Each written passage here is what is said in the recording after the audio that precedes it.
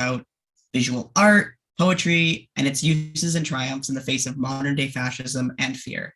We have some wonderful readings and questions to get to and some introductions. But first, I want to start with a land back statement. As we gather today on Indigenous Peoples Day, I want to acknowledge that we're all coming in from different places. Today, I speak to you from the city called Toronto, which is in the Dish with One Spoon territory. This is a treaty between the Haudenosaunee Confederacy and the Anishinaabeg, including allied nations, to peacefully share and protect the resources around the Great Lakes.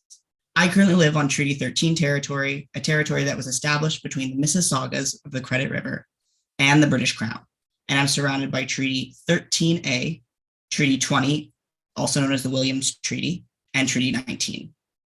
Those of us who are not Indigenous have arrived as settlers on Indigenous territory in different ways.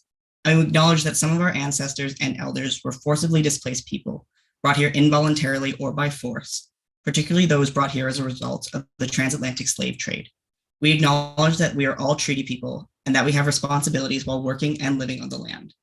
The first step in this responsibility is to know whose land you occupy space in. Native-land.ca is a great place to start. From there, we can begin to not just acknowledge Indigenous genocide, but begin to take part in meaningful action towards Indigenous sovereignty. Who are the Indigenous-led groups in your area? How can we dedicate time or space or money to aid them? These are some important questions to chew on tonight as we think about how to aid in mutual care and community. So without further ado, I think we can get to our event. We're going to start with a really quick, lightning round of introductions. So I'm going to call on each speaker.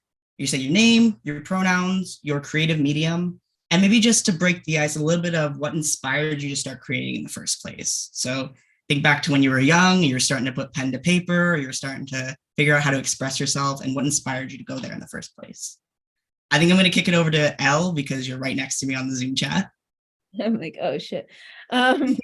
Hi, I'm Elle Jones. I'm here in Jabuktuk in Mi'kmaq territory, the unceded and unsurrendered lands of the Mi'kmaq people, also known as Halifax, Nova Scotia. Also, of course, the communities of African Nova Scotian people as well. So the original Black settlements in Canada, or among the original Black settlements in Canada. I'm a spoken word artist, a poet, and a writer. My pronouns are she, her. And what inspired me to write? The interesting thing is I didn't write a lot when I was younger. Like when I was little, I think I kind of waited to write till I felt that I could write, I guess. So I kind of laid back. So I didn't do a lot of writing when I was a kid. I actually started with playing the guitar and writing songs when I was a teenager. And then I moved to page poetry. And then with spoken word, I woke up one day with a poem in my head and I didn't really know what it was. And I happened to see Keisha Monique in the street who asked me why I never attended the Word Spawn show. And I was like, oh, I have this poem right here. And then people responded to that poem. So that poem was called White Neighbors. And it was about growing up in white neighborhoods and like the hypocrisy of white people. So then I guess I kind of went from there. So I used to say when I was younger that I did poetry because I wanted to be Malcolm X. So it was like a venue to express that. So I guess that's how I got started, through political work in particular, and then very much nurtured by political activists in my community, including Dr. Lynn Jones, Rocky Jones, now passed, Denise Allen used to come to shows and take me out on political campaigns. So a lot of the Black women in my community in particular, like really nurtured my voice and encouraged me to keep going. So that's my intro, I guess. Awesome. I love how it's all tied together with the political and the art, where it's just the same thing kind of coming forward from different angles. That's so cool. Okay, let's go to Andrea. So name, pronouns, medium, how you got inspired. Thank you. I'm Andrea Fatona, pronouns she, her. I'm here in Toronto, and I'm a curator and a teacher. I have to say I got started, and I'll talk about a little bit about it later. My first exhibition I did, I think, about 32 years ago. And I got started because I couldn't see myself in the communities of Black lesbians I was working with. Also in an activist vein, working to open up spaces for the presentation of our works and to see ourselves in the public realm. That was the kind of work I was doing in Vancouver. And decided that, you know what, there was an exhibition and two artists who were working with lesbians of color, and wanted to really critique and try to shift the frame and insert Black lesbian subjectivity within the frame of work in Vancouver. And I too was really actually supported and nurtured by the works of those who came before me and those from my generation in terms of Black lesbians and gays doing that work. So that's it. Thank you. Awesome. Let's kick it over to Erica. Hi, everybody. My name is Erica Violet Lee. My pronouns are she and her. My creative medium is whatever I feel like doing at the moment, which is right now poetry and essays and trying to paint, but also always music. And what inspired me to start creating in the first place, I guess, to sound like a broken record, I think that growing up Native in the prairies, some of the most predominantly empowered, self-empowering, unapologetic artists I saw talking about issues that mattered to me, like poverty or race or housing security or food security or like childcare, were Black lesbians and Black feminists and queer Black folks and community members. So that was a huge part of what inspired me to start creating, is that entire movement, particularly learning about the Harlem Renaissance. Mm. I know the Harlem Renaissance, when we learned about that in my poetry class, that was a big wake-up call for where everything just comes from and everything we know about poetry and art. So I just think it's such a great thing to circle back to all the time. Trish, last but not least. Hey, my name is Trish Salah. Pronoun she, her, and I'm a poet, fiction writer, critic. My day job is as a prof at Queen's University. And I would say my earliest love was story and storytelling, but what inspired it is difficult for me to tease apart. Was it language? Because I was between two languages, the English my mother was native to and which I was raised in, and the Arabic of my father's family, which disappeared from my life when he passed away, and which was a mystery to me, something that I wanted, but I didn't really know how to be with.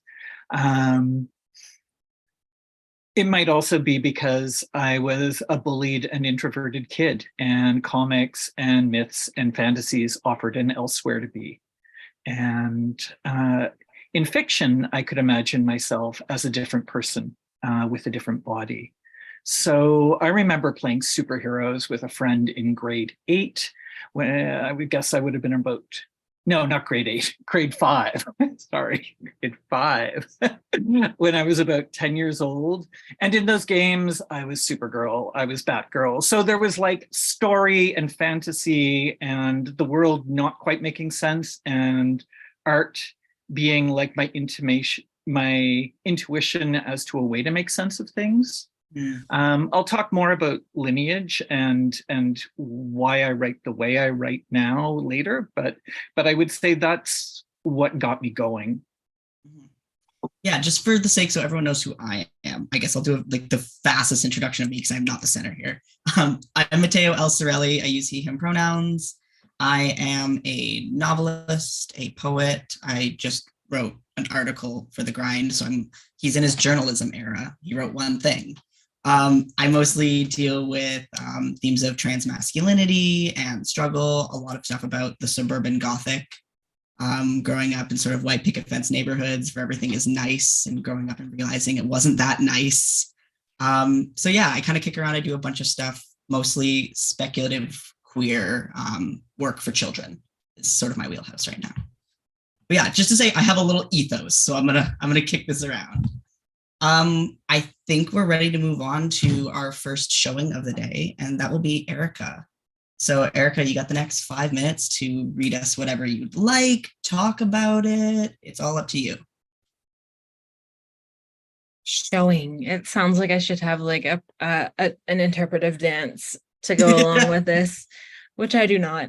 That is not an art that I am good at, that I know of. Never say never. But the piece I chose to read today is, it's kind of a mix of it's probably one of the longest pieces I've written. I tend to write shorter pieces of poetry, and this one kind of keeps evolving, and I don't know whether it's a bunch of little poems or if it's just gonna end up being something a bit bigger, but this is it in its current iteration. I called it Uninterrupted. Kayak.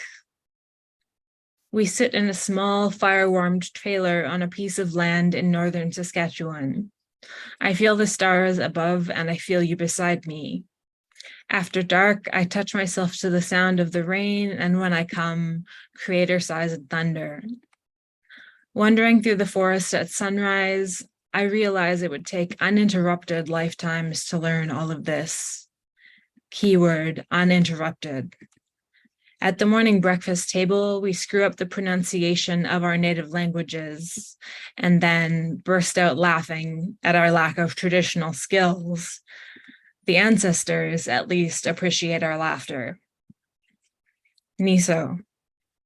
Back in the city and finally gave in and washed the campfire smoke out of my hair. I didn't want to let it go, but I told myself the fire is still burning out in the bush, under those stars, anytime I need it.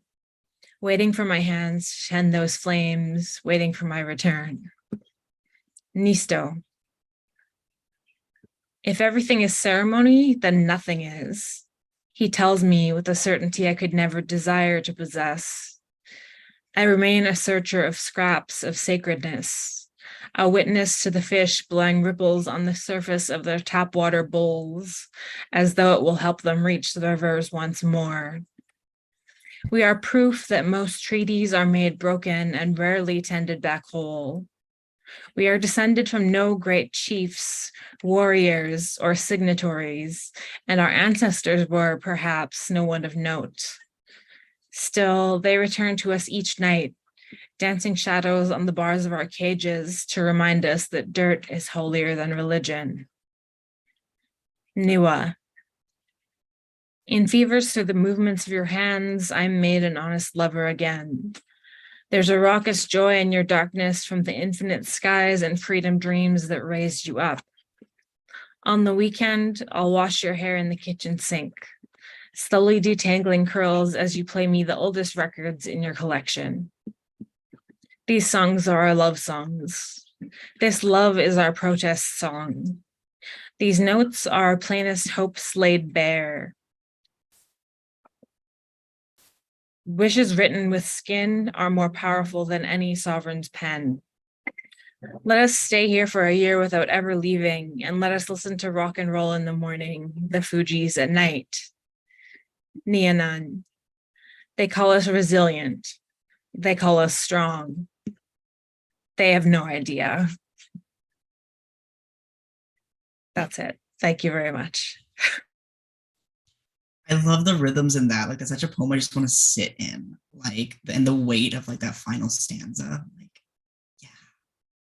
Okay. All right. I think we can move on to the next question. Are we all good? All right. So question 2. One of the beautiful things I think about visual art and poetry, or honestly any artistic medium, is that it doesn't exist alone. It exists in community. Kenzie Allen, an awesome Oneida poet and one of my mentors, called this our constellation. We're all connected to each other to take influence and inspiration. So we kind of touched on this earlier, but who are your influences? These can be people, these can be movements. What drives you to create, and what messages are you chasing? So I guess let's say Trish first. Okay, thanks. Your comment about suburban Gothic is probably the unarticulated link between the autobiographical thing I said before and the kind of writing I ended up doing later, but I will just leave it at that. When I think about influences, I think about gifts I've been given that I can write within and out of feminist, experimental, post-colonial, anti-colonial, and queer lineages. And, you know, I enter into and have been able to join conversations at different moments in my life. When I was in my early 20s in Montreal in the 1990s, I learned a lot from Gail Scott and Erin Moray and the bilingual experimental feminist group that ran Tessera. Around that time too, I began to read diasporic and QT BIPOC writers like Essex Hemphill, Beth Brandt, Dion Brand. Little later, Aga Shahid Ali, Faisal Dean brought out his first book, Larissa Lai, M. Norbezi Philip, later still Atel Adnan. I mean, I learned so much at different moments in my life from being able to read into and out of those places. But the absence or invisibility of trans writers from those lineages significantly contoured how I could be in conversation with them. When I was coming up in the 90s and even into the early aughts, I didn't know of another trans woman or trans person who had a book of poetry in print. That doesn't mean they didn't exist. Carrie Edwards brought out her first book in 1999 in the US. Edras Parra, the Venezuelan writer, had 3 novels out in the 60s before her transition and reinvented herself as a poet in the 1990s, bringing out 3 books between 1995 and 2004. But I only learned about Carrie Edwards' work when she wrote me in 2004 soliciting some poetry for Transgender Tapestry. And I only got to know Edras Parra's work after Jamie Barrout self-published her own translation of Parra's works in 2017. So in the late 90s, I did meet 2 transsexual poets, Xanthra Philippa McKay and Max Wolf-Valerio. Max had published poetry, a chapbook before transitioning in the queer women of color scene in San Francisco in the 80s. Xanthra was the publisher of a radical transsexual zine, Gender Trash, which featured her powerful poems, Don't Touch Me, I'm Electric TS Epileptic, and Don't Call Me Mister, because I'm a TS Butch. Both intersectional politicizations of her experience of epilepsy as a trans woman, as a crip, her own experiences of butch subjectivity at a time where trans women were only allowed to be seen as femme. So these writers, along with other transsexual artists I met around that time, the late 90s, Mira Soleil Ross, Ayana Maracle, introduced me to the possibility of specifically transsexual poetics and aesthetics. And I only, began to see the beginnings of trans of color poetics and aesthetics, Indigenous trans poetics and aesthetics at that time and later. Awesome. I want to say it's always super cool to hear about like transgender poets and writers from the 90s, because again, these are things I didn't know growing up. And it's so nice to see that there are constellations that have existed longer than I've been aware of them. So it's just really cool to hear about that. All right, Elle, are you ready to go next? That's just because everyone else's cameras are off. It might be. So, yeah, I mean, to a certain extent, I always like work to fall upon me. So there's an extent to which obviously, you go through school and you read things. Much of what you want to read isn't taught to you in school. But I always kind of try to let poems in particular just fall on me serendipitously and just engage with them where I find them. Sometimes I don't go looking for them. But I would say, so first of all, my grandfather was a calypso artist in Trinidad. He was quite a bit older than my grandmother. So he was also a calypso historian, an oral historian as well.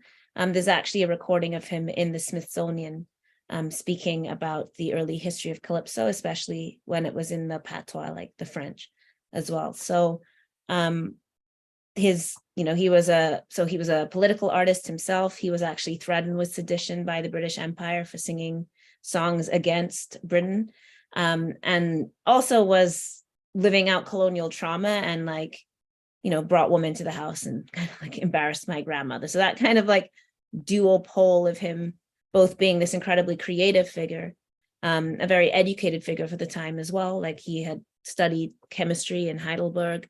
He made fireworks. He was like kind of like a state terrorist, like they thought he was enacting terrorism, a deep anti-colonial figure. But then also like family-wise, there was also like the problems of his own, like his behaviors, I guess. So there was always this kind of like legend of my grandfather. He died a long time before I was born. So I suppose those things skip a generation. So I think I'm definitely, particularly, I hope not on the family side, but living out the artistic. I mean, there's a definite through line between what I do and what he did. So I think there's definitely that family story. My mother was actually a big storyteller as a kind of bulwark against racism. Now, she never used the word Black, like she never spoke in terms of race, but she was very, very strong on family history. Often now I realize falsified stories in that she would create happy endings. So these were stories intended for us to like, take the moral that we were supposed to get an education, essentially. So, there's always tales of this great, great, great uncle who studied medicine in Edinburgh at the end of slavery or something like that, where the moral was supposed to be, so like you can do it and get an education.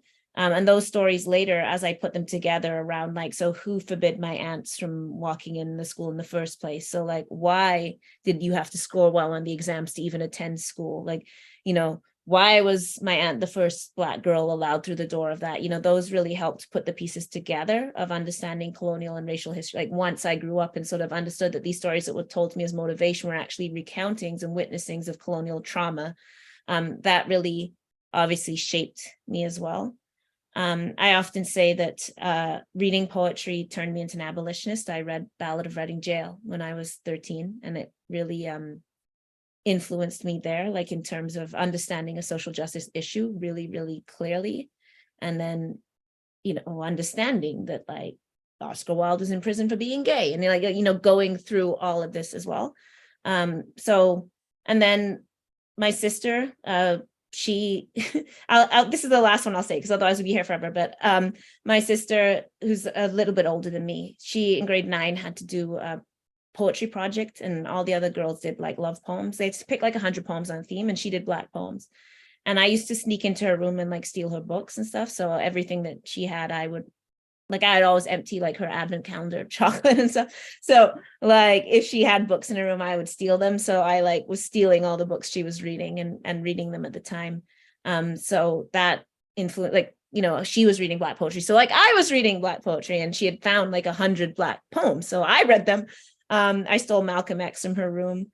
She had photocopied the cover of If They Come in the Morning with Angela Davis, and that was on her wall for a while, because we're in Winnipeg, we didn't have like access to like Black posters, so it was like homemade posters. So she was a big influence. In fact, she was sort of the first one of us to like radicalize, and she took a lot of pushback both in my family and beyond in speaking about Black stuff and claiming that space. But that really created the space for me. And then just when I moved to Nova Scotia for university, and then came in contact with like a Black community, like living intact, and people were like making demands of me, like you should tutor students, like I remember Barb Hamilton Hinch like running across campus and being like, you're Black, right? So like, why don't we see you in VSAC? So that I guess gave me permission to enact and live and inhabit my own Blackness. And that came with community. It came with people that were doing activism. It came with Black women. It came with like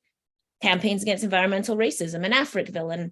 And, so then that really, I think that kind of hands-on training, it was political training, but they also really heard my poetic voice as like, and wanted it in community. So like, come and speak on the mic at this rally, like, we're holding the megaphone. So like community really embraced what I was doing, which was rejected in a lot of other places as being like an important political thing. Like it's so, because we're a traditional community, like oral arts is still really strong. Like people are still really like the poet has a role. Like, so write this for this event. Like, we want you at this rally, like, we're opening this event, do a poem. So this like real sense of writing within community that's really stuck with me as well. So I'll stop there, but I think that really shaped my practice, like having a community that would like, we're doing a health event, you're doing a poem on health. Yeah, I had to come up with a poem on health.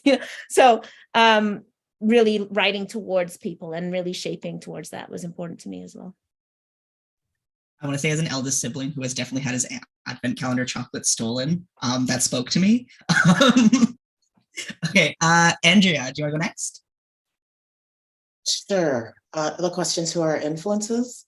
Yes. Yeah. So I have to say my first influence and the person who really grounded me into really thinking and enacting my Blackness was my cousin, Earl Morgan, who was a teacher in Jamaica, taught high school, taught economics and West Indian history. And, you know, when I was 10, I remember him changing his name to Faketa Utamsi as a way to throw off the colonial name. And that was really impactful for me in terms of being a Black girl of both transatlantic slave background and continental African Yoruba background. And having spent a lot of time in Jamaica, watching my family perform a certain kind of respectability in relation to their Blackness and to class. So that was the first awakening for me around a kind of agency and a personal agency, one that was political in its inflection, that other things were possible. And, you know, going to university and not seeing myself within the undergraduate curriculum and being turned on to moving images, film and video by queer artists, people like the Black Audio Film Collective, reading the works of Black feminists and lesbians like Audre Lorde, Dion Brand, people like Beth Brandt as well, watching the works of people like Cheryl Dunay, Watermelon Woman, and realizing, and also to a large extent, people like Sadia Hartman, who gives the permission to insert ourselves, to imagine ourselves where we aren't, and to work with that practice of critical fabulation, to really position ourselves and our everyday experiences. A number of other artists really shape and the ways in which I come to my work in terms of understanding that we can make space for ourselves, and people like Isaac Julian's work, which is really, really important. Looking for Langston when I first saw it, going, yes, I can actually participate in this space and create other imaginings of who I am and who my communities are. Much of this work also got scaffolded and really supported by folks like the queer community at Video In, Video Out, Vivo, who again allowed me to actually make work, to actually see myself as someone who's creative with something to say, to also to go out there and to understand really the deep working of colonial erasure and coloniality and what it does now, and how to actually create a different type of space within and outside of that space and institutions of coloniality. So I have to say, had a lot of support on the ground, so many names, so many people who I can't even start to name them. We sat around kitchen tables, imagining and creating other types of spaces in which we could actually perform ourselves in our fullness. I have to also, could I just add, Ronaldo Walcott has also given me, in terms of the work he's done, the permission to continue to think about Canada, to think about queerness and Blackness within this space. And the other person who's given me a lot of permission as well to think through ideas around spirituality, Blackness and queerness is Jackie Alexander. And the list of texts, Christina Sharp, I could go on and on. So I'll stop. There are too many to mention, and they'll come out elsewhere, I think, in our conversation. I do like that through line of like all these like family ancestors and the people who are like in our bloodlines and like these things that come down to us in like mixed in with the people that we meet in our lives and our found family. I like that there's this variety here. Erica, I also saw a cat, so I demand that you tell us what the cat's name is before you answer. Well, in terms of my poetic influences, I feel like every good poet needs a muse, and this is my muse. His name is Kitten. Look, say hi, Kitten. His name was originally Stray Kitten, and then we decided to keep him, so we just took the stray off. That's how he got his name. His name is Kitten. So yeah, and I guess that sort of goes into my next point, which is master of the segue. I draw a lot of my influence from, especially for this poetry book I'm working on right now, the one that's going to come out, my first book, On the Prairies We Will Live Forever, is I'm drawing and have drawn so much of my who I am, how I write, how I speak, the things that resonate with me, the things I care about from the land I'm on. And I don't mean that in some shallow, like, shallow hippie sense, white hippie sense. I mean it in like the creatures that are on the land. And I mean it in like the fact that I still live in the inner city in Saskatoon, and this is the land too. And like all of the street knowledges that exist here are part of the land to me as well. And so yeah, the land is an influence I can't give enough credit. And also wanting my home, my geographical home, to be not redeemable, but to know that to be able to acknowledge and see the beauty in it, even though we're put in ghettos and we're put in cages and underserved, neglected, oppressed neighborhoods, and yet still we survive, and beyond survive, create beautiful communities here. So that's the goal of my first book, I think, in a much clearer way than I've ever articulated it. I should have written it down. My other influences, right away when I saw this question, I thought of the music that I listened to growing up. And I'm reading this book by Viv Albertine right now, who is the lead singer of this punk band called The Slits. And she had this great, the drama is that she dated someone from The Clash, and The Clash guy wrote, I don't know his name, he doesn't deserve his name. The Clash guy wrote a song about her, which went like multi-platinum, and then he completely denied any influence or anything she had in it. Wow, welcome to music and rock and roll and patriarchy. But she has this extraordinary book that I don't know why it's not bigger. And in it, one of the quotes that sticks with me all the time is, the music I was exposed to when I was growing up was revolutionary. And because I grew up with music that was trying to change the world, that's what I still expect from it. So in having music be such a huge part of my life at every turn, I am also deeply conflicted about it, especially being a rock fan and the whole history of rock and roll being stolen and colonized from Black people. To this day and continuing forward, still researching all the history on that, and it just never ends. The legacy of theft and the ongoing theft never ends. But at the same time, I still see, I think there's lots of resurgence and people becoming more aware of that fact.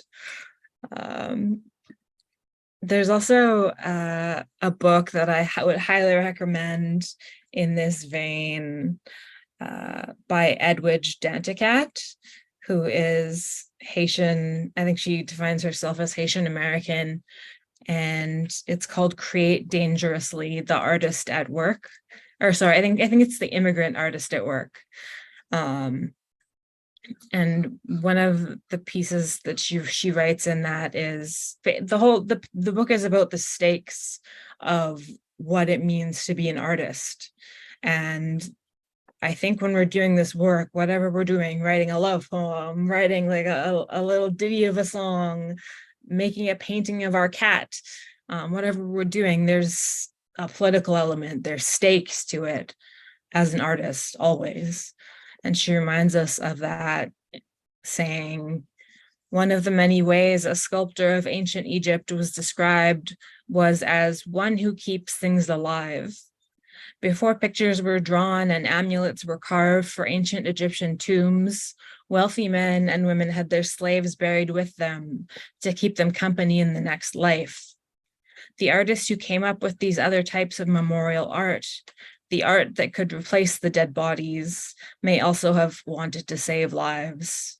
In the face of both external and internal destruction, we are still trying to create as dangerously as they, as though each piece of art were a stand-in for a life, a soul, a future.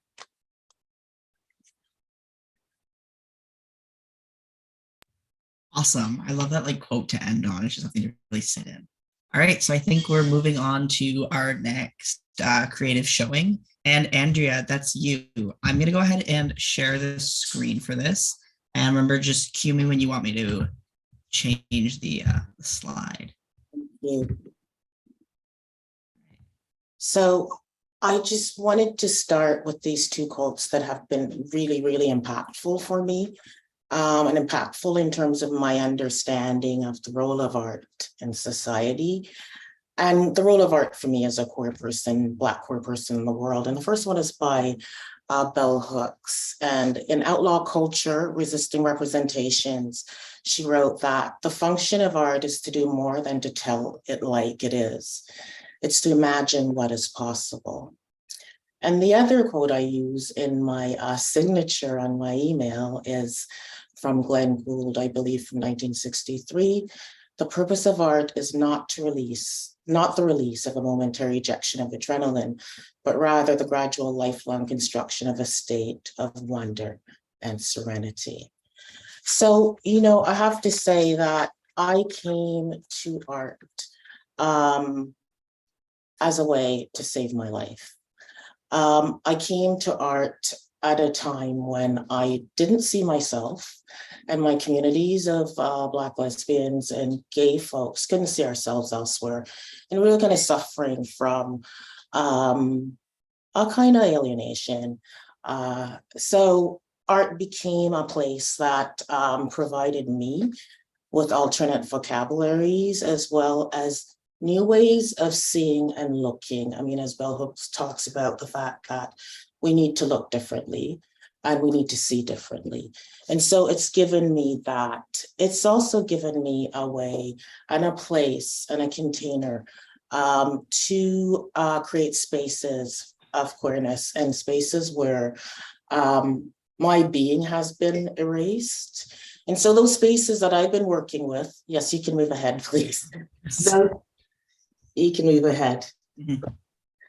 Those spaces are the museums and galleries, and as well as the archives in terms of Black history. So the first exhibition I did 32 years ago was called Queer Collaborations. And I don't have any images of it. It took place at Basic Inquiry Studio in Vancouver.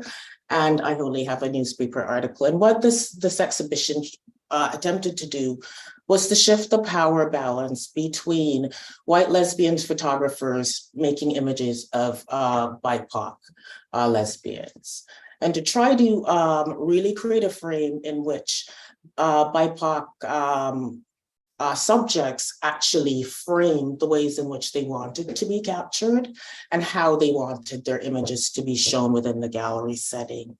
And so for me, that exhibition, you can move ahead, please, really had me thinking about ideas around the fact that Black queer art is much more than representation, but also that it is also about finding those pieces that have been erased and inserting them back into discussions around history and queer history. So in 1993, I co-produced and co-directed a 30-minute documentary called Hogan's Alley that looks at the lives of 3 Black women in the disappeared Black community of Vancouver called Hogan's Alley, and centered Leah Curtis, who you see in this image, who was a lesbian. She's the late Leah Curtis, within this work, as a way not only to say to dominant communities and societies that Black lesbians exist,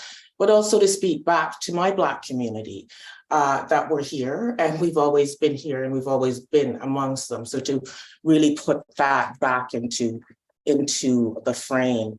As I was doing this work, you could please move ahead.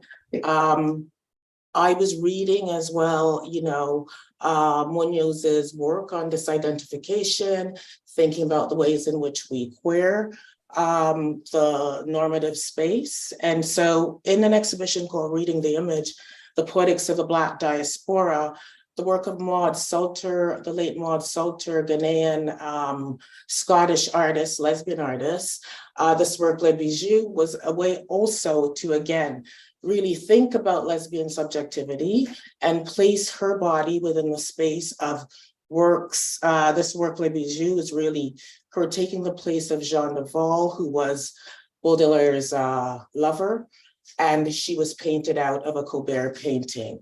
So this work, again, is imagining the fact that we had alternate sexualities, other sexualities circulating, as far as then what would it mean for a Black lesbian in this moment to place herself in that space.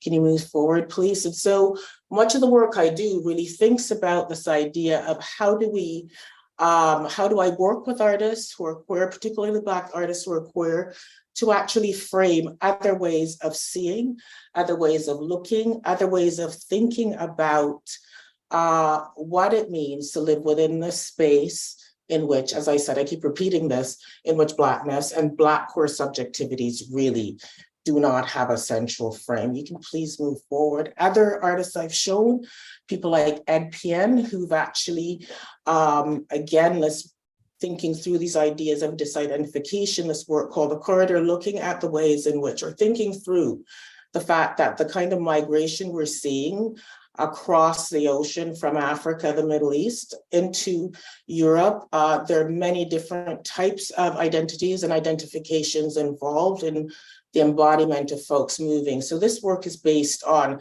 knots used in Japanese SM as a way to talk about the fact that there are other types of ways of being within this context of queerness, and particularly how do we invert and subvert everyday objects and everyday materials to tell queer stories.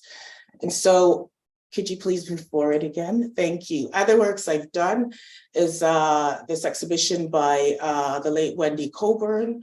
Wendy Coburn's work really imagines and reimagines what it means to be in this world through thinking about power relations, thinking about coloniality, thinking about sexuality and gender, and the ways in which we need to actually trouble what we've been given through Western and European ideologies that create binaries in the world, and how we might actually unpack that and think about a different type of sociality. So much of the work I do really tries to create spaces to show how artists are imagining other worlds, other ways to be in the world, but also I've been thinking also with something M. Norbezi Philip passed on to me, which was Fuentes's piece called Remembering the Future, and realizing that, you can move on please, the work that I do around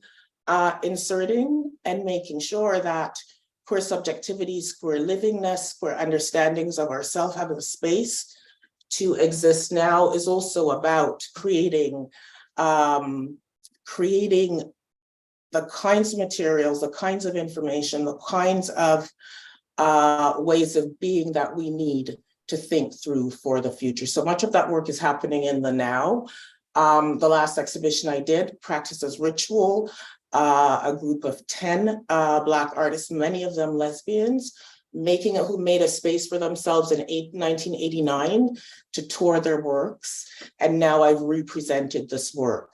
So for me, this work is about leaving traces of who we are, leaving traces of the ways in which we've used our imagination to push past the strictures of the types of oppressive structures that box us in from expressing ourselves, so that in the future, folks will not have to waste their time wondering if we existed.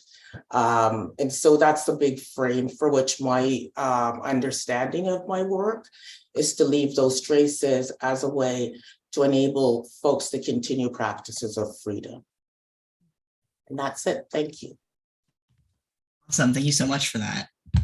I think it's so interesting to, in the middle of the poetry that we're also talking about, to also look at visual art and talk about that as a medium, because there's so much overlap between poetry and visual art. And we exchange things. So it's great to have it all sort of in one space where we can talk about it from every side. All right, I think we're going to move on to question 3. So I saw this quote once from a graffiti sticker, actually, of all things, and it said, first it's going to hurt, then we're going to win. And that's like really stuck with me, because while we're definitely going to get to how we'll beat the structures against us, marginalized art in the age of fascism does hurt. On top of racism, transphobia, colonialism, ageism, and every other oppressive structure, we're also dealing with attacks on art itself. AI art, also known as plagiarism software, is ripping through artistic communities, devaluing the labor of artists. Social media algorithms are hiding artists under ads and under paid content. Right-wing groups are running to tear books off shelves. Everywhere we look, the right wing and capitalists are doing their darndest to hide visual art and poetry in the shadows. So, panelists, why do you think this is? Why do you think art or poetry is so frightening to fascists that they put up so many roadblocks against it? What can these types of expressions do that nothing else can? Erica, I know you ended last time, but you haven't started yet, so you're on again. Oh no.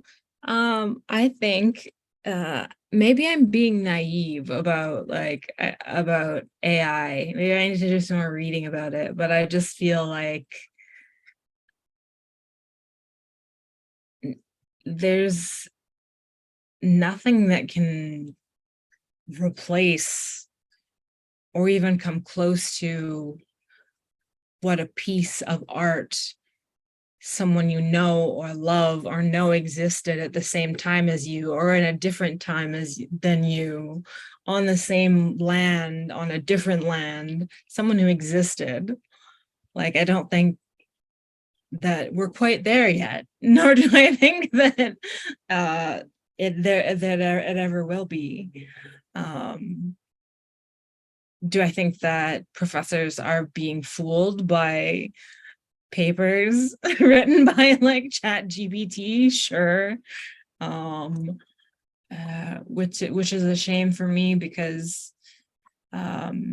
yet again, the little people suffer in that one.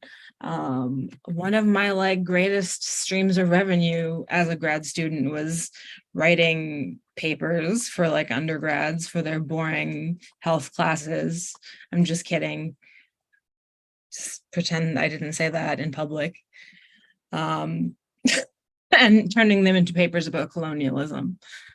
Never failed anyone, by the way. And just taught a lot of people about colonialism. Anyway, what was the question? It was about why do you think art and poetry is so frightening to fascists? No, that was good. Yeah. We love the talks about AI. It was good. I know the AI question is like the second part of it. Why do I think it's so frightening? And I think it's precisely for that reason, is that it's something that can't be controlled unless you destroy life, which is what they're trying to do anyway, right? They're trying to destroy people's lives, the ocean's life, so many different forms of life. But life keeps going. And I think at a certain point, I just have to believe that, because as a Native girl growing up in the era of like reconciliation in Canada, and all of the graves being found at residential schooling prisons, like, and people coming up to me and just wanting to talk about it casually on the street, like, hey, you're Native, what do you think about residential schools? It's like, maybe I don't want to talk about it right now, or ever with you. I think that I have learned to claim for myself, that I have to claim for myself joy and art and passion and love in whatever form I create it, for the sake of its creation, whether or not it's any good at the end of the day. That's not why you do it. So that's my answer to that. I want to say that there's people live tweeting these things right now, getting all the quotes. And I think there was like 6 quotes in there that I want like on my wall at some point. So like live tweeters, I hope you're on it. Andrea, do you want to go next? Why is art so frightening to fascists? Why do they want it gone? What can it do that nothing else can?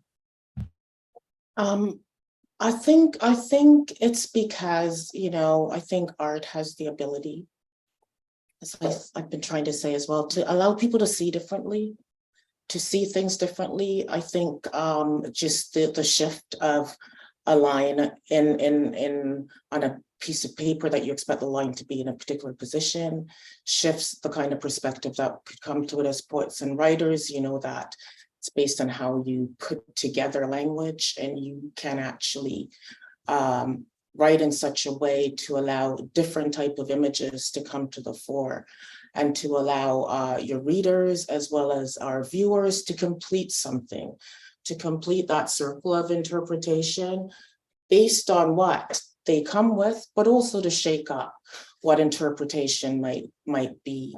I think the other part of it for me is that art is deeply, deeply affective. And so there's affect so deeply in it. And we feel things and get sensations from these, unlike other forms. And it's open art, and is always at work, as they say.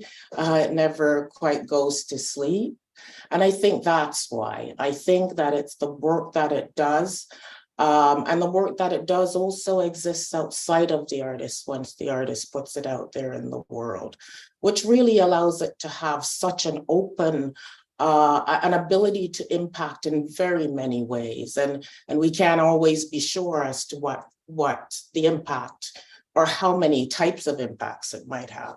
And so it's hard to contain.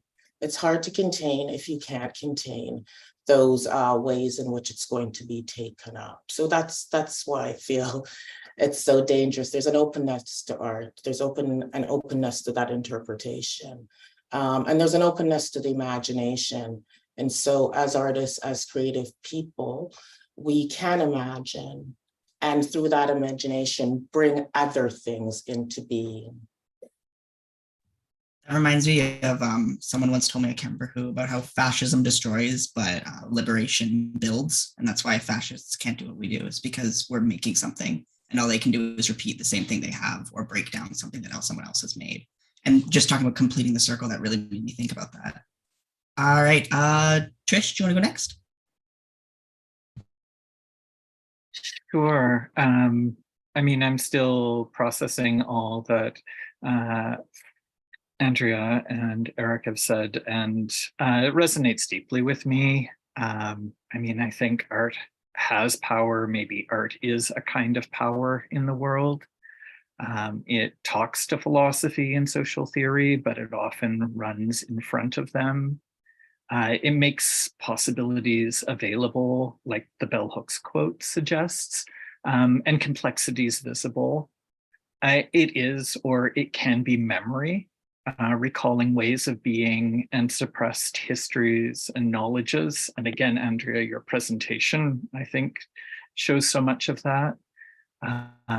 Suppressed histories and knowledges that so-called common sense would have us forget or believe is so far in the past that they're meaningless to today's world. I was thinking about Aimé César's essay, Poésie et Connaissance, Poetry and Knowledge, which is often described as arguing poetry as a surrealist technique for liberating subconscious truth. But there's more than one kind of repression, and César's essay points to Eurocentric science as cutting off other kinds of knowing in favor of reductive, objectifying, racist logics, racist sciences. So I would say poetry and art can be a different science. With a nod to my colleague, Catherine McKittrick, I would say a dear science, one that interrupts and transforms how we know the world.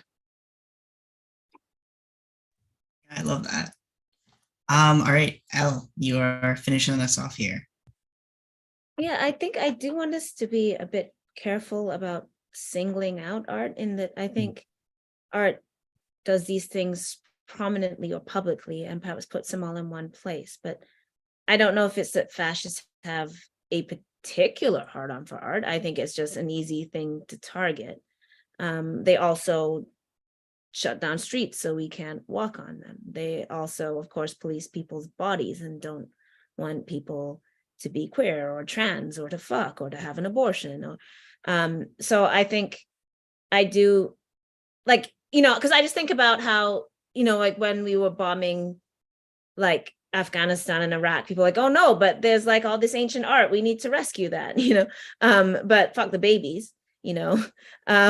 So I think we can sometimes place that on art. There's a lot of people that care about book bannings that couldn't care less about people being in immigration detention facilities or people being in prison. So I just do think that we are part of and one piece of a long lineup of those who are suppressed and repressed. And we're actually somewhat fortunate as artists that we tend to have the means and the voice to express that, which is what's powerful about art, obviously, like, you know, music, that like Radio Free South Africa, you know, like, you know, music has always accompanied our struggle. People have always smuggled books out, written books from the depths of prison, you know, left us documents. But, you know, I guess also I want us to kind of expand that, you know, like just because your culture hasn't written things down doesn't make it not art. Like the preserving of language is art. The preserving of ways of being is art. Our bodies are art as well.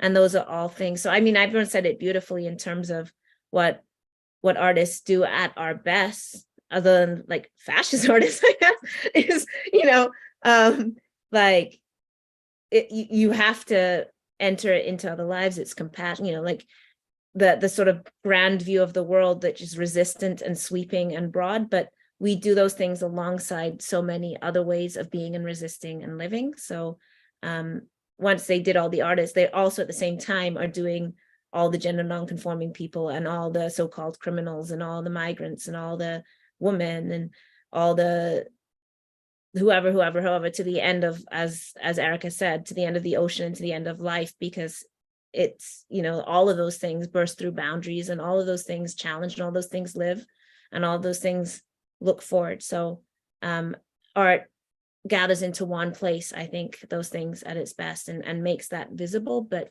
we have to remember as artists that we are not special.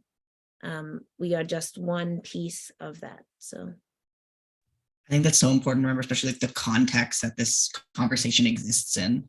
And then I think once we realize that, like, as artists, like you said, as artists, we're not special, then we can start to realize that, like, our struggle is tied to so many other struggles. I find in so many leftist spaces, sometimes we become pigeonholed in the one thing that, like, is us instead of the things that make us have things in common, the things that reach over those boundaries. So I think that's so important to think about. With that, Trish, are you ready to share? Sure. Yes, excited to share. Although, again, processing all your brilliance, Elle, so There you go. So this poem, Window or Bell, appeared in a special issue of Mizna, which is a journal of Arab American arts, visual and poetic and prose. Zain Jakardar curated a queer and trans issue a couple of years ago, and I was lucky to have this piece in it. As they appear, love spells against the turning ache for a body, lucent, knife. Winter's notice, we'd circle, time, interminable pronoun, loose houses to return human. Branches waiting, murmurs for release, promised vessels. Humor's edge takes in donated belief. In practice, tongues, I fall in, shifters, throaty, beautiful things, and full of want. Without music, the moon, an obscure truce, maps to cleave, curtains drawn, gloss the planet. And I'm going to read a couple of poems as well from We Want It All, an anthology of radical trans poetics that Andrea Abikaram and Kay Gabriel put out with Nightboat a couple of years ago. Yes. Manifest. Exist it, if you can, beings that so luminous, us alive, alive, beings so. Where do they go? We aspire and abandon, eat ourselves and shit and sleep and eat. We drag our loves. We burn out raw, we passive aggress our families that fail us, turn us out. We don't know where to go. We shelter online and in shelters are refused shelter often. Look up, eyes fallen asleep again. Welcome to this echo. Against the redaction of being we've grown used to, these are cuts. Measure them, acceptable or tracts and declarations. Pride is a hollow you might fit in, hide deeply. What is hidden guides more than our voices, leads through the past to what? What is hidden guides more than eyesight, to stutter, stumble at a human form, guides more than touch or hearing, more than sensible becoming, acute fixture, being only a spare measure, only rumor and glimpse. What is apparent is the ease of our death. To whom do we die? To whom wish to live? And is there time for one more? There most certainly is, yes. Okay. What's to come? Either past is buried or relentlessly of the present. Neither recourse to urgency nor the denial of urgency. More than breaking the frame of sex's reach, more or before or under what grounds. More than the frame of the oppositional, tender proliferation, gender euphoria, beyond being counted where they cease to exist. Breaking the frame of the oppositional. What frame is that exactly? Bios and necros, as in an analytic no. What are the dialectics of oversight? Familiar genres of ruse or rouse, but to re-entangle the human with murdered and murderable? What new humanity without purge and burn? What from the discarded and or loudly ignored? What from the rendered inoperable, non-possible? What newly new do we now passionately live? Either past as buried or relentlessly of the present. Did somebody say literature? Thanks. Those are awesome. I especially love like the shorter little poems that you can really just sit in and you can go back over the words over and over and over again. Like they're so lyrical. All right, we're going to move on to the fourth question, which I feel like is tying together everything we've already said. It makes me think of what Al said about artists aren't special. It makes me think about what we were saying about finding ourselves and people like us in art. So the fourth question is, in the face of these attacks, there are still artists, and there always have been. They're often integral to the struggle. They're part of the struggle. In your view, how has art or poetry brought people together and towards liberation? How does artistic expression help us win against the right and choose hope? Do you have any examples of your own work or constellations that are particularly inspiring? I guess I'll go with, who has it gone first? Anyone? Okay, Elle, I'm going to call on you because you're making eye contact with me through the screen. I wasn't making eye contact. Sorry, can you say that again? So any examples from your own work about people coming together through art? How does art build community or hope? how does art can you? Yeah, well, I think, if you think of the song, so we gonna be all right, like there's a time in a moment. So, people told me that when they were so this was like in Chicago, it was one of the Movement for Black Lives conferences, and they had come outside and the police were arresting a youth, and everybody, went in front of the police and like literally prevented them from doing that, called the youth's mom, and until she got down there, people held the police off. And then basically people successfully prevented that arrest outside of, this conference. And then somebody started playing We Gonna Be All Right, and butterflies actually were flying over in the air, so in that moment, people connected to each other and connected to that song. And then when that song played in other places, people were immediately connected to that. If you think of, We Shall Overcome or Sensenina from the anti-apartheid struggle, these are songs that at a particular place or time, thousands of people, hundreds of thousands of people heard those songs and connected to what that meant for the struggle. So particularly for music, where we can actually trace like the soundtracks, Dancing in the Street, You're Black and You're Proud, whatever, like, at every moment there's been these soundtracks to the struggle that people have connected to in those moments, have articulated what people have felt, that have provided that space for dancing.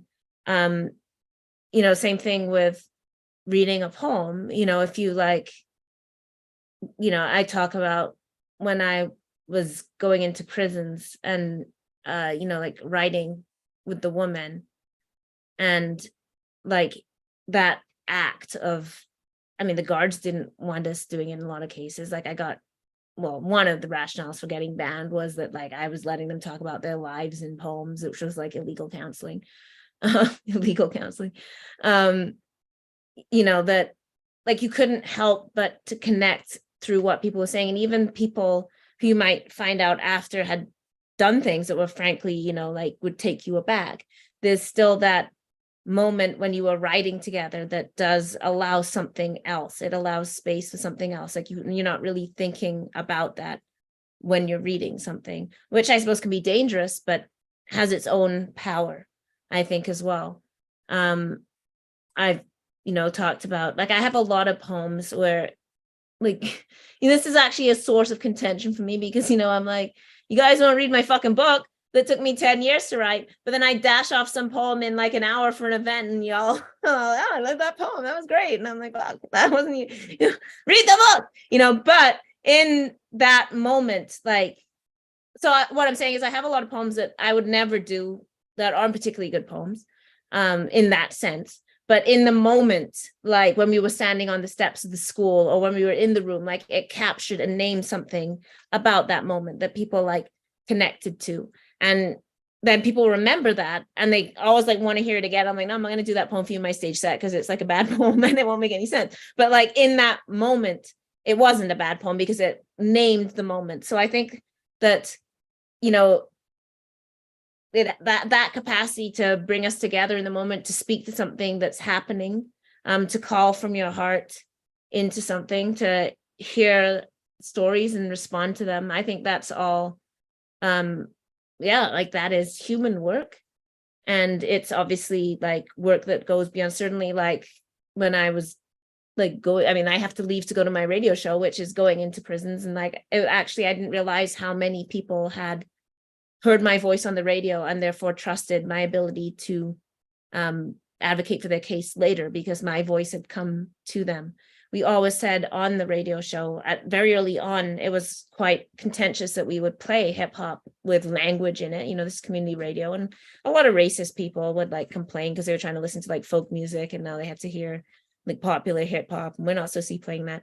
And we were very adamant about playing it because we always said that the ability to make a request and have it met is crucial if people are living in a situation with no freedom. So we really fought to and that's why it's so late at night, so that we're outside of CRTC, so it means that we have to stay up late, but we really fought for that right for people to be able to request music and like have heard whatever they wanted to hear. So just, you know, when you're in prison, like a song like Locked Up or whatever these songs are that are speaking to your experiences, Send a Kite, you know, these are like really popular songs that people were requesting because it spoke to their own experiences. So in terms of like the political, it names things. There's people that would obviously never read a long political book or aren't attending a university, like, which is where we corral now the ability to get a political education is held into classrooms that people can't attend and then watered down on all of that. And like we make a lot of that inaccessible to people, and people believe that they don't have the capacity to read these books or engage with them because they're not in university. So we've done a really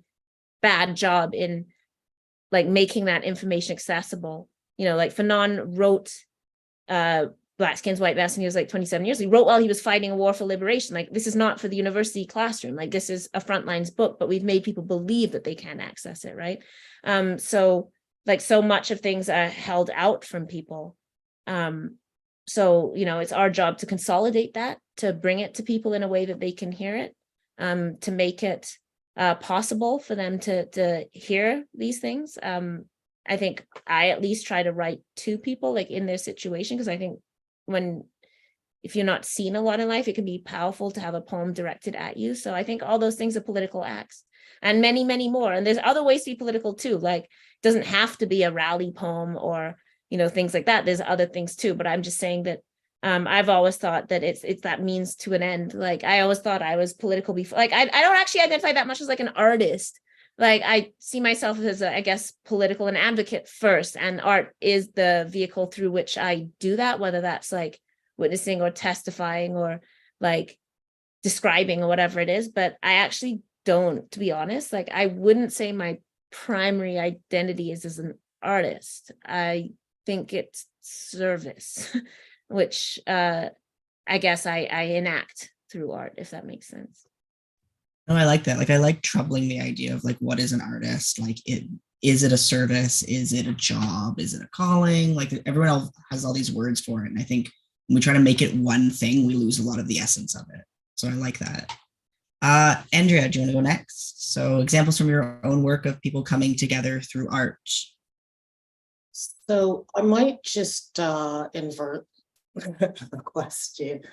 Because I've just been thinking a lot about the art of coming together, and those groups of people who really influenced me as well, in terms of starting with the coming together, the gathering, the kind of creating new social spaces and new ways of being together.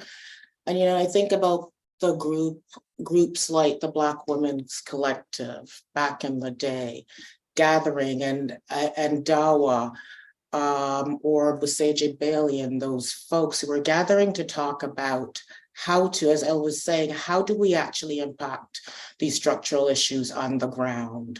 How do we deal with the politics of the day and our marginalization? And art came out of that.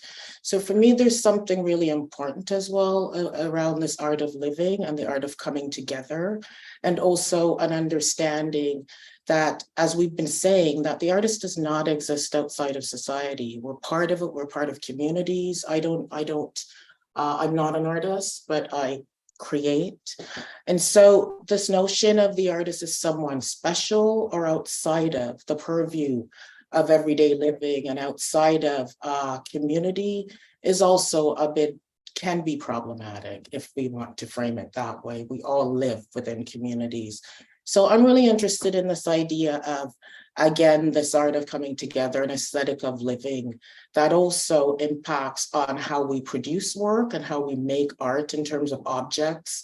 But I think I'd like to step back a bit and come back to these spaces in which we are engaging with each other, in which we're communicating with each other, which is what I think art does as well, and have those spaces in which we're creating new ways of being together.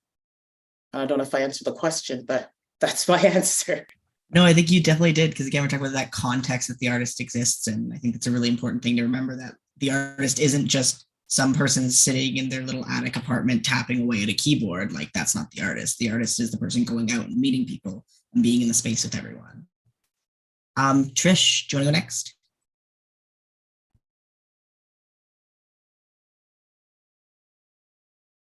Yeah. Earlier I mentioned Mira Soleil Ross, and I talk about her a lot because she did so much to make a transsexual, transgender activist milieu, cultural space, sex workers centered activism here in Toronto, Toronto, which is where I am. Along with Xanthra Philippa, who I mentioned, and Mark Bazicki and Tina Strang, she organized a festival called Counting Past 2, which was focused on trans film and video art, and included a cabaret as well between 97 and 99.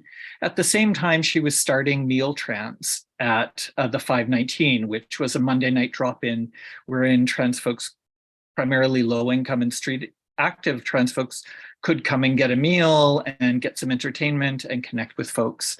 And, you know, I was going to Meal Trans and going to the cabaret at the same time. And she was organizing demos. So, you know, her festival, and teaching a course in trans politics and culture through the learning exchange at the 519 in 1996, maybe 97, something like that, before trans studies existed as anything like an anthology or a class, God forbid. So I kind of want to signal the space she convened with Mark, with Tina, with Xanthra, with all of us at Buddies and at U of T and in different spaces for Counting Past 2, because it was a trans space that featured work by trans makers rather than about trans people. And it only featured work by trans identified people. And there was so much queer work about trans people in the 90s. And a lot of it was great. And some of the queer people were also trans people, and they were trans makers making it. But here the criteria was trans people. And you know what that meant was that it was work that didn't cater to a white bourgeois, queer, homonormative aesthetic, which was what was emerging through festivals in the 90s. It was a space where sex workers hung out, where people were engaging with people they lived alongside. And it wasn't well funded, and it was trashed in Extra, and it was trashed in Now, which were the cultural and queer weeklies of the day. I guess one still exists. Much better these days. Anyway, I want to talk about that space and recall that moment, because I think that as, you know, this wave of queer literature that's really taken off in the last 15 years has become so visible. I'm so grateful to be in conversation with other writers and other trans writers. But, you know, this fantasy that it would involve social transformation hasn't really played out in the way one might have. Mira was very clear that it was never going to be about representation. She still is. And so I guess I want to flag that he may not gain the kind of profile that literature with agents and deals gets, you know? But at the same time, it speaks to the conditions of life that most people still, trans people and trans people of color still live in. And so I think that moment is this moment too, even though that moment has in some ways seemed to disappear. And so I kind of want to evoke that as an inspiring possibility for this moment. Again, it's always so interesting to hear about like the historical behind this, because I feel like there's also this really quick turnaround, I think, in literature where like we all seem to like forget like what has happened before. So to get to like bring it all back and realize that that's the context that everything exists in, I think is really important. Well, Eric, I think that's capitalist common sense. Yeah. You know, everything is new. New is what is the new is what is worth knowing about. Anyway, I'll shut up now. No, I think it's a great point too, especially like as we were talking about like having to compete for like time on social media so you can get your art seen, having to compete for like awards that are already bought out and you can't win anyway. Like it is something so important to think about. Erica, you are last up for this. Examples of art in community, art making community. So when I thought of this question, I thought of this book, which I think of like 20 times a day. Oh, it's blurry. You can sort of tell what it is though. I bet you can. It's Saidiya Hartman's wait. Don't blur. Oh, Wayward Lives, Beautiful Experiments, Intimate Histories of Social Upheaval. And in it, she writes about Black women coming into their own, particularly in cities, American cities, post-emancipation, post the major move towards cities, and just like all of it is gold, like every single line in it. I have like 10 million little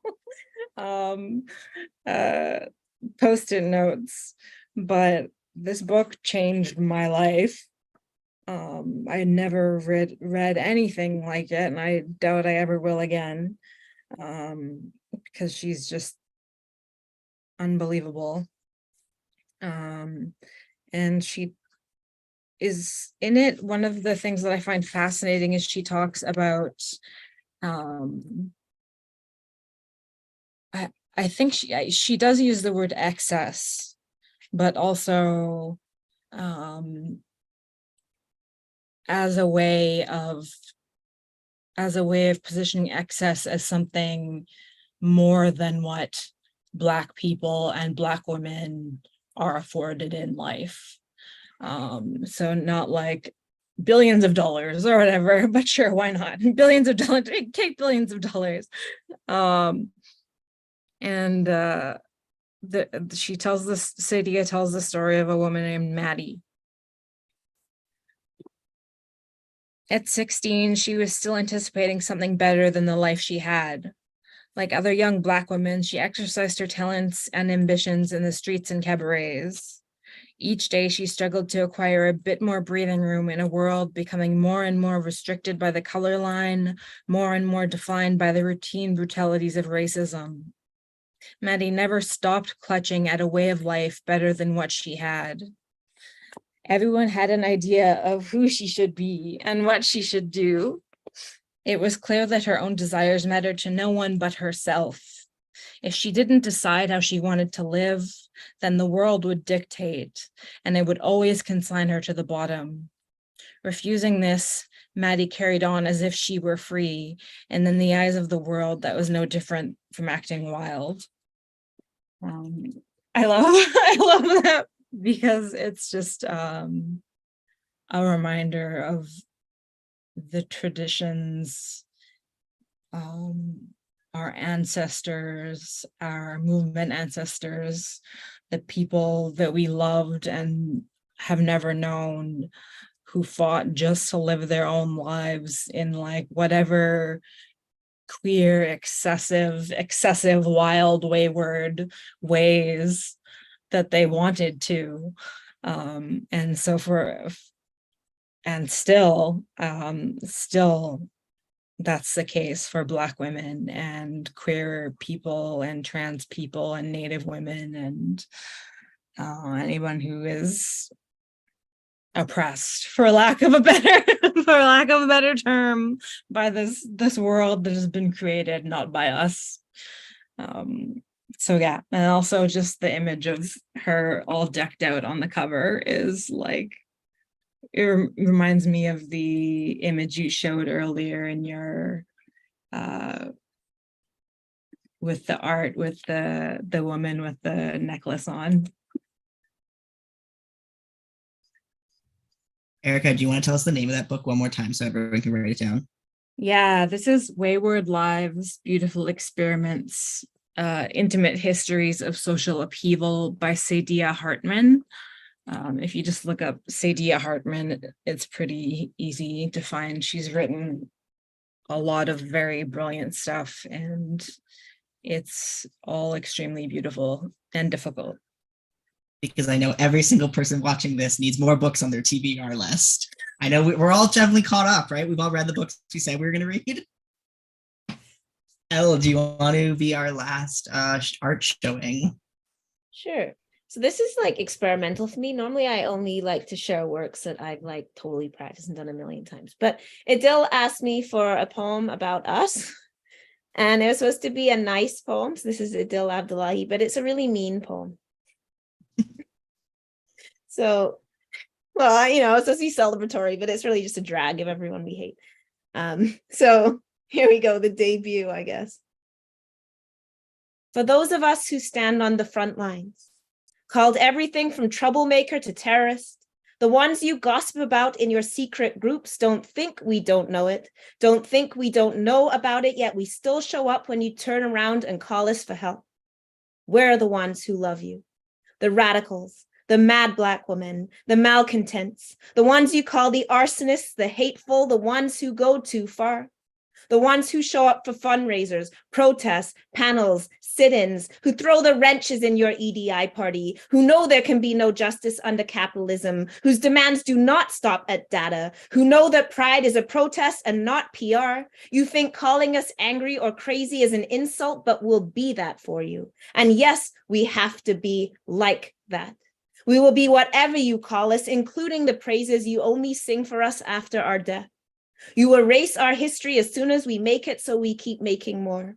The keepers of the true archives, the ones left in boxes, found in leaflets. We deleted the message from the Signal group because of safety protocols, so the records only live in our minds.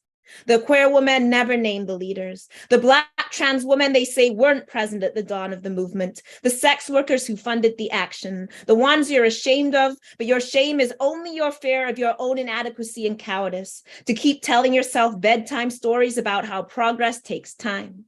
We're the blood cleaners, the letter writers, the coffee makers. We have stories and names you will never tell. We are the holders of stories and names we will never tell, and actions we take to the grave, because this isn't a performance, it's a commitment, a calling, ancestral spirits calling. The late night call is to deal with emergency, the grocery buyers when the cameras are off. You know nothing of what we do, but still you judge us. You pay attention to us only when we inconvenience you. You want to sit quietly in the boardroom, on the committee, be labeled an ally in comfort. You rake in the awards and never once give your citations, but we make our most important moves in silence. The brick throwers through windows, the unapologetic refusers of apologies, queer energy, smash your respectability politic like their baton smash protest line, smash elbows, so no, we will not be negotiating.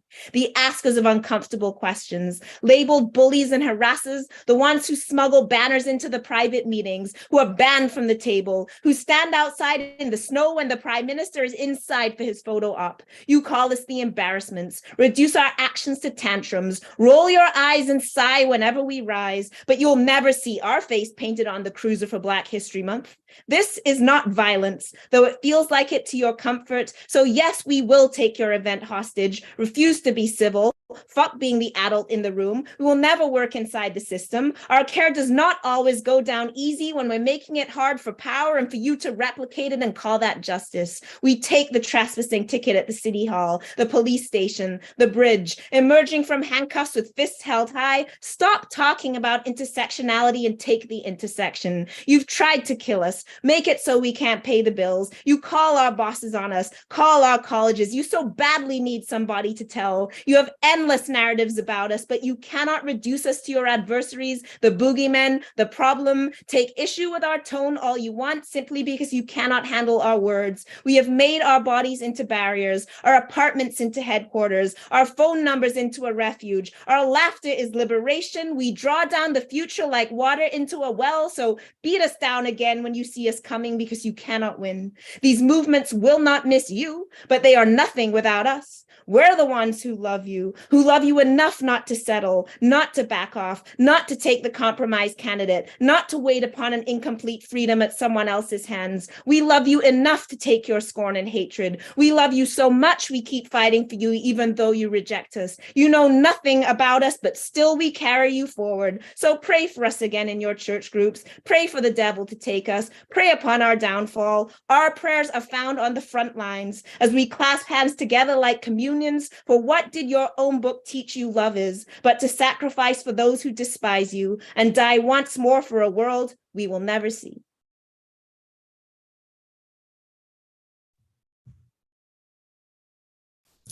All I can do is poetry snaps. I just will sit in that for a minute.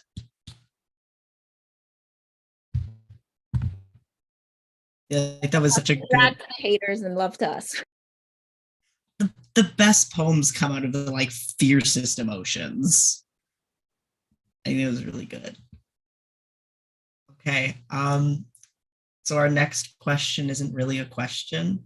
It's for everyone to plug things that people should check out at the library or buy, places to follow you, ways to support you going forward, because the whole thing of exposure is a myth. We need money. So how can people support you? Elle, I think just to follow up that awesome poem, do you want to go first to plug things? Yeah, I was trying to find a copy of my book, like if it's sitting around, but you should buy my book. It's green. It's called Abolitionist Intimacies. There's supposed to be a copy of it, but it's probably somewhere in my bag. So that's Abolitionist Intimacies. It's got a green cover with flowers and things on it. You should definitely buy that. And buy my friend's books. Buy Adil's book, Adil Abdullahi, Black Woman Under State. You should definitely buy that book. There's lots of books. And I don't know. That's it. Buy my book. And then you should follow me around and come to panels and stuff that I'm on. And yeah. Sorry, that wasn't a very good plug. No, it was perfect. I sprung it on you to be like, okay, you just gave this really intense poem. Now tell us things. Erica, do you want to go next?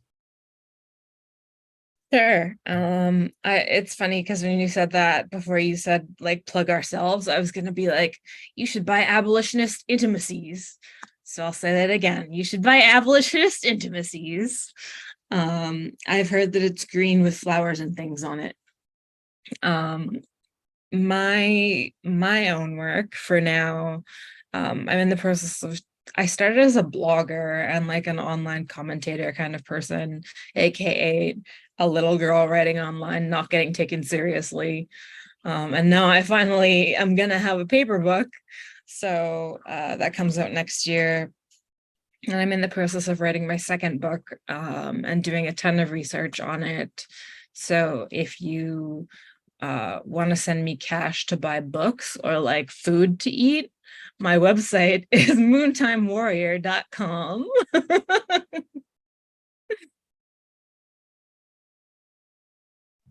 Awesome. Okay. Andrea, do you want to go next? Yes, see my exhibitions when they're out. I have an exhibition that's touring called Practice as Ritual, Ritual as Practice, and it opens in Vancouver in September.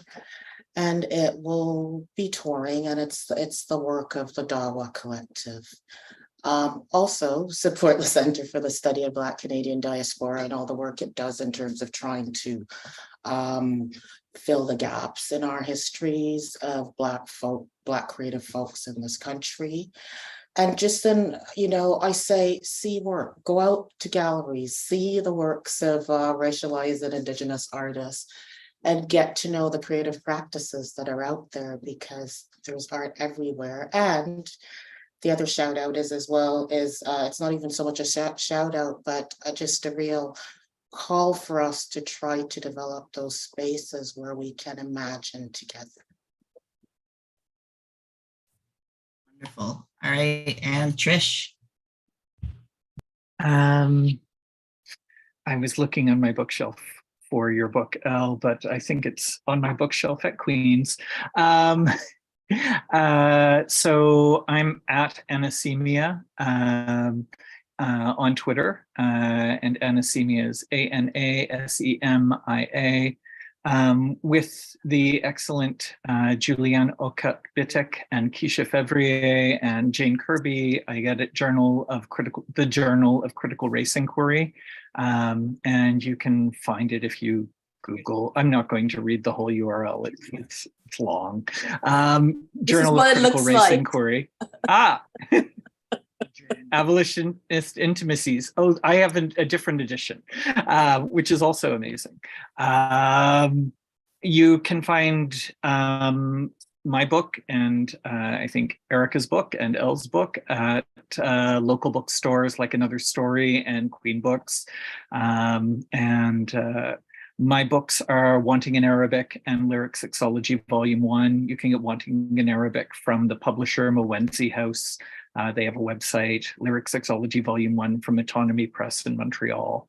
The poems I read are from We Want It All, an anthology of radical trans poetics, and from Mizna 21:1, Queer and Trans Voices. So read those things, buy those things. I also think you should come to readings. So do that too.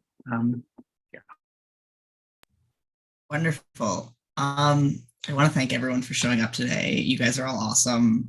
It was an honor for me to get to hear from so many of you whose work I've read and work I've seen, and I get to actually be in conversation with y'all. I think was really special for me, and I'm sure it was really special for everyone watching. Did you really want quick, to say something? I was gonna do that after. Okay. I wanted to thank y'all first. Okay, so you can follow me on Twitter at Matt L. Cerilli, that's Cerilli. You can follow me on Instagram at Matteo L. Cerilli. Don't ask me why they're different. I don't know what was going through my mind when I made my Twitter account. My debut novel is coming out next summer. It's a YA horror called Lockjaw about the horrific experience of being a trans kid in suburbia. And also, while I'm here, follow No Pride in Policing Coalition on Instagram at just No Pride in Policing. And I think I will jump over to Bev, I guess, to address everyone and tell us what's up, unless you want me to do that. I'll do it. Thank you. I want to say thanks. Thank you all. I'm full. This was just amazing. I just enjoyed it so much. I enjoyed the readings. I enjoyed the conversation. Matteo, you did a really good job at moderating this. Kudos to you and to everyone for sharing. It was absolutely amazing. It was just, I'm full, really full. Thank you all. So thank you to this amazing panel, to the moderator for their incredible gifts of poetry and art and artistic expressions and conversations and politics. Thank you to today's ASL interpreters, Jessica and Joanne, for doing such an incredible job. Thank you to the Toronto Sign Language interpreters who actually gave us Jessica and Joanne, and headed by Christopher De Logis. Thank you all for providing the interpretation for this event. To all the participants and MCs of our previous teach-ins and the ASL interpreters who have worked with us. To our tech support, Jen, who's our tech support, and Rejan, to both of you. To all of you who have followed the virtual teach-ins or watched them at various times on YouTube, we appreciate your support for the work we are doing collectively to end fascism, racism, colonialism, and to imagine and build livable futures. Please join us in our abolitionist and anti-fascist pride on Sunday, the 25th at 1 p.m., leaving from Grange Park and returning to Grange Park for a picnic with food, music, and celebration. We say no more shit. Power to the people. Abolition and liberation. Thank you, thank you, thank you. Much gratitude. If I could just end us on another action item. Sure. Yes, tonight at Barber Hall Park next to 519 at 8 p.m. there's a night march in memory of Brian DeMattos, who was a Toronto activist that was so near and dear to so many members of the No Crime Policing Coalition and to many Torontonians. So this march is also in support of supervised consumption spaces in and around Pride. So if people could show up to the 519 Barber Hall Park at 8 p.m. tonight, and that would be greatly appreciated. Go support your local neighbors. Thank you. Thank you, Matteo, and thank you. Good night.